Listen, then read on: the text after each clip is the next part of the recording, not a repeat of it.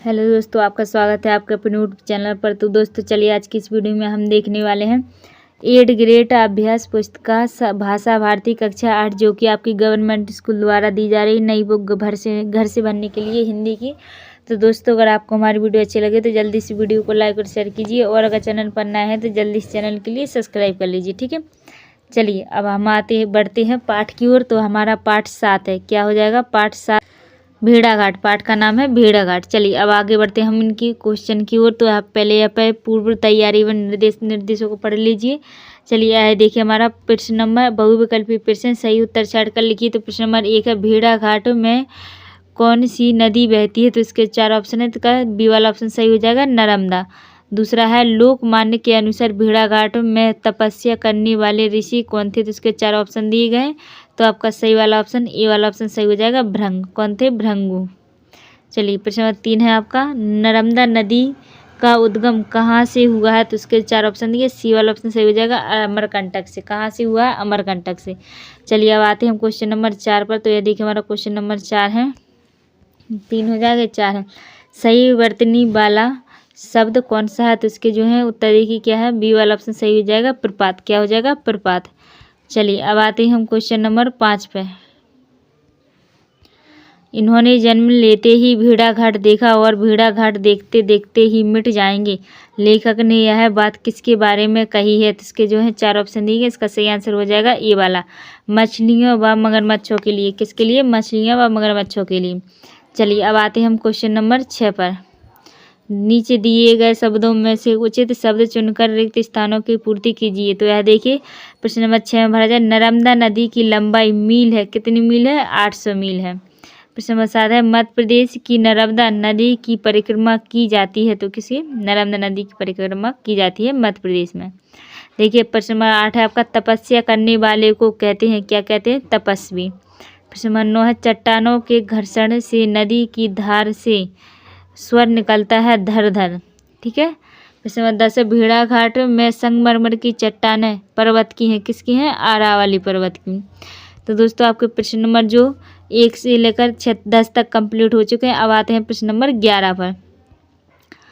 तो यह देखिए हमारा प्रश्न नंबर 11 है, अति लघु उत्तरीय प्रश्न। पाठ के अनुसार संस्कृत कोश में नींबू का उल्लेख करना कौन भूल गया था? तो उसका तो देखिए, संस्कृत में एक दिग्गज लेखक जो सम्राट विक्रमादित्य की सभा के नवरत्नों में से एक थे। प्रश्न नंबर 12 है, लेखक ने भेड़ाघाट की चट्टानों को तपस्वी क्यों कहा है? तो उसका तो देखिए, जब बरसात आती है अथवा जब घना अंधकार आता है तब भी वे अपनी उज्ज्वलता, अपनी पवित्रता खोने को तैयार नहीं है। ठीक है। चलिए अब आते हैं हम क्वेश्चन नंबर 13 पर। तो यह देखिए हमारा क्वेश्चन नंबर 13 है, दूध धारा क्या है? तो इसका तो देखिए, जब जोर का घर्षण होता है तब पानी भी दूध जैसा दिखाई पड़ता है। प्रश्न नंबर 14 है, नीचे दिए गए शब्दों का प्रयोग करके एक वाक्य बनाइए। तो 13 मील भेड़ाघाट दूर से जबलपुर तो ही तो है। तो इसका उत्तर देखिए क्या हो जाएगा, जबलपुर तो भेड़ाघाट से 13 मील दूर ही तो है। ठीक है, ये इसका शुद्ध रूप हो जाएगा। ठीक है, चलिए शुद्ध वाक्य बना दिया है। अब आते हैं हम क्वेश्चन नंबर 15 पर। तो ये देखिए हमारा क्वेश्चन नंबर 15 है, लघु उत्तरीय प्रश्न। प्रश्न 15 है, हिमालय की बर्फीली चोटियों और नर्मदा में क्या अंतर है? तो इसका उत्तर देखिए क्या है, हिमालय की बर्फीली चोटियाँ भी उछल रही हैं, गल रही हैं, चाहे नर्मदा चाहे कितनी मर करे परंतु वह मरती नहीं है। ठीक है। प्रश्न नंबर 16 है, नर्मदा मानो यह चांदी के कारागार की बांधनी है। इस पंक्ति का क्या है? इसका उत्तर, नर्मदा के दोनों तरफ संगमरमर के घाट हैं, जब उस पर धुआंधार प्रभाव पड़ता है तो वह चांदी जैसी दिखाई पड़ती है। तो यह जो प्रश्न नंबर 16 कंप्लीट हो चुका है। प्रश्न नंबर 17 पर आते हैं। तो यह देखिए हमारा प्रश्न नंबर 17 है, लेखक माखनलाल चतुर्वेदी का नर्मदा से महत्व क्यों है? तो इसका जो उत्तर हो जाएगा लिख लीजिए। प्रश्न नंबर 18, जा तो दूध भला आए, यह बात किसने कही थी? इस वाक्य को मानक भाषा में लिखिए। तो इसका उत्तर देखिए, यह बात लेखक ने की थी, दूध धारा, आहा कितना अच्छा नाम है। जब जोर का घर्षण होता है तब पानी भी दूध जैसा दिखाई पड़ता है। प्रश्न नंबर 18 जो कंप्लीट हो जाएगा। प्रश्न नंबर 19 देखिए, ये हमारा प्रश्न नंबर 19 हो जाएगा।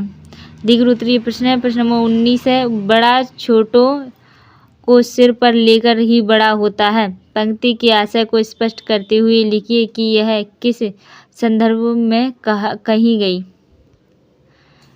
तो इसका जो उत्तर हो जाएगा लिख लीजिए, कोई जल्दबाजी नहीं है, ठीक है।